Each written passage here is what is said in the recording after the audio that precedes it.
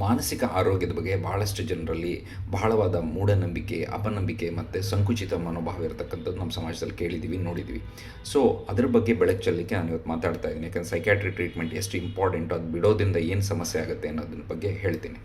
ಒಂದು ಉದಾಹರಣೆ ಕೊಡ್ತೀನಿ. ಅವರು 40 ವರ್ಷದ ಯುವಕ ಬಹಳ ತೀವ್ರ ಖಿನ್ನತೆಗೊಳಗಾಗಿ, ಡಿಪ್ರೆಷನ್ಗೊಳಗಾಗಿ ಆತ್ಮಹತ್ಯೆಗೆ ಅಟೆಂಪ್ಟ್ ಮಾಡಿಬಿಟ್ಟು ಅವರು ನಮಗೆ ರೆಫರ್ ಮಾಡಿರ್ತಾರೆ ಇನ್ನೊಬ್ಬರು ಫಿಸಿಷಿಯನ್ನು. ಅವ್ರಿಗೆ ಅಡ್ಮಿಟ್ ಮಾಡಿ ನಾವೆಲ್ಲ ರೀತಿಯಾದ ಟ್ರೀಟ್ಮೆಂಟು, ಕೌನ್ಸಿಲಿಂಗು ಮತ್ತು ಮಾಡಿಫೈಡ್ ECTs ಎಲ್ಲ ಕೊಟ್ಟಿರ್ತೀವಿ. ಚೆನ್ನಾಗಿ ಆಗ್ತಾರೆ, ಮನೆಗೆ ಹೋಗಿ ಜೀವನ ಸುಧಾರಿಸ್ಕೊಳ್ತಾರೆ, ಫಸ್ಟ್ ಕ್ಲಾಸ್ ಕೆಲಸ ಎಲ್ಲ ಮಾಡ್ತಿರ್ತಾರೆ. ಆದರೆ ಯಾರ್ದೋ ಮಾತು ಕಟ್ಕೊಂಡು ಅವರು ಮಾತುಗಳನ್ನು ಬಿಟ್ಬಿಟ್ಟು ಏನಂತ ಹೇಳಿದ್ರೆ ಮತ್ತೆ ಖಿನ್ನತೆ ಒಳಗಾಗಿ ಮತ್ತೆ ಆತ್ಮಹತ್ಯೆಗೆ ಶರಣಾಗೋಗ್ಬಿಡ್ತಾರೆ.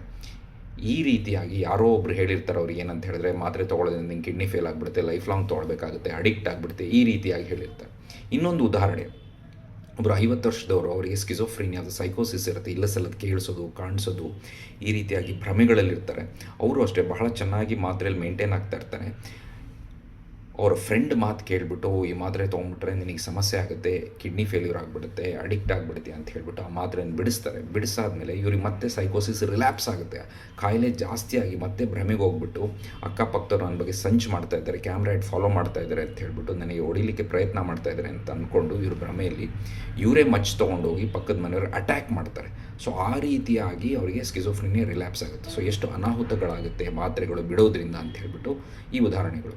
ಸೊ ಫಸ್ಟ್ ಅರ್ಥ ಮಾಡ್ಕೊಳ್ಬೇಕು, ಮಾನಸಿಕ ಅನಾರೋಗ್ಯ, ಅದು ಡಿಪ್ರೆಷನ್ ಇರ್ಬೋದು, ಸೈಕೋಸಿಸ್ ಇರ್ಬೋದು, ಖಿನ್ನತೆ, ಆತಂಕ ಅಥವಾ ಬೇರೆ ಮತಿಭ್ರಮಣೆ, ಇದೆಲ್ಲದೂ ಕೂಡ ಸೂಕ್ತವಾದ ಚಿಕಿತ್ಸೆ ಲಭ್ಯವಿದೆ. ಅದು ಆಪ್ತ ಸಮಾಲೋಚನೆ, ಮಾತ್ರೆ, ವಿದ್ಯುತ್ ಕಂಪನ ಚಿಕಿತ್ಸೆ ಹಾಗೂ ಮ್ಯಾಗ್ನೆಟಿಕ್ ಥೆರಪಿ, ಈ ಥರದ್ದೆಲ್ಲ ಕೂಡ ಹಲವಾರು ಬಗೆ ಇದೆ. ಸೊ ಮಾತ್ರೆಗಳಲ್ಲಿ ಬಹಳಷ್ಟು ಜನ ಏನು ಅರ್ಥ ಮಾಡ್ಕೊಳ್ಬೇಕು ಅಂದರೆ, ಮಾತ್ರೆಗಳು ಡಿಸೈನ್ ಮಾಡಿರತಕ್ಕಂಥದ್ದು ಬ್ರೈನ್ನಲ್ಲಿ ಆ ರಾಸಾಯನಿಕ ದ್ರವಗಳ ಕೊರತೆ ಮತ್ತು ಏರ್ಪೇರನ್ನ ಸರಿ ಮಾಡಲಿಕ್ಕೆ. ಈಗ ಫಾರ್ ಉದಾಹರಣೆ, ಖಿನ್ನತೆಯಲ್ಲಿ ಅವ್ರಿಗೆ ಸೆರೋಟೋನಿನ್ ಕಡಿಮೆ ಇರ್ತದೆ, ಇಂಪ್ರೂವ್ ಮಾಡಲಿಕ್ಕೆ SSRIs ಅಂತ ಕೊಡ್ತೀವಿ. ಅದೇ ರೀತಿ ಮೂಡ್ ಸ್ಟೆಬಿಲೈಸರ್ಸ್ ಅಂತ ಕೊಡ್ತೀವಿ. ಮತ್ತು ಸೈಕೋಸಿಸ್, ಸ್ಕಿಜೋಫ್ರೀನಲ್ಲಿ ಡೋಪಮಿನ್ ಅಂಶ ಜಾಸ್ತಿ ಆಗಿರ್ತದೆ, ಅದನ್ನು ಕಡಿಮೆ ಮಾಡಲಿಕ್ಕೆ ಆ್ಯಂಟಿಸೈಕೋಟಿಕ್ ಮಾತ್ರೆಗಳಂತ ಕೊಡ್ತೀವಿ. ಸೊ ಇದು ಬಹಳ ಮುಖ್ಯ. ಮಾತ್ರೆಗಳು majority of them are safe. ಅದರಿಂದ ಯಾವುದೇ ರೀತಿಯಾದ ಕಿಡ್ನಿ ಡ್ಯಾಮೇಜ್ ಏನೂ ಆಗಲ್ಲ, ಯಾಕಂದರೆ ಮೆಜಾರಿಟಿ ಲಿವರಲ್ಲಿ ಡೈಜೆಸ್ಟ್ ಆಗ್ತಕ್ಕಂಥದ್ದು. ಅದ್ರ ಬಗ್ಗೆ ಭಯ, ಆತಂಕ ಅವಶ್ಯಕತೆ ಇಲ್ಲ. ಇದು ಎಷ್ಟು ಸೂಕ್ತ ಪ್ರಮಾಣದಲ್ಲಿ, ಸೂಕ್ತ ಡ್ಯೂರೇಷನ್ಗೆ ಕೊಡ್ತಕ್ಕಂಥ ಜವಾಬ್ದಾರಿ ಮನೋವೈದ್ಯರದ್ದಿರುತ್ತೆ. ಅದೇ ರೀತಿ ಮಾತ್ರೆಗಳಲ್ಲಿ ಸಣ್ಣ ಪುಟ್ಟ ಸೈಡ್ ಎಫೆಕ್ಟ್ ಇರುತ್ತೆ, ಸ್ವಲ್ಪ ನಿದ್ರೆ ಬರ್ಬೋದು, ಬಾಯಿ ಒಣಗ್ಬೋದು, ಅದು ಏನೇ ಇದ್ರೂ ನೀವು ಮನೋವೈದ್ಯರ ಹತ್ರ ಹೇಳ್ಕೊಂಡ್ರೆ ಸರಿಯಾಗುತ್ತೆ.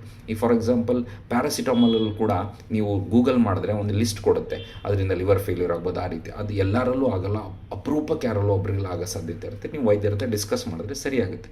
ಯಾವುದೇ ರೀತಿಯಾದ ಗೊಂದಲ ಮತ್ತು ಆತಂಕ ಬೇಡ. ಮನೋವೈದ್ಯಕೀಯ ಮಾತ್ರೆ ಸೇಫ್. Take care.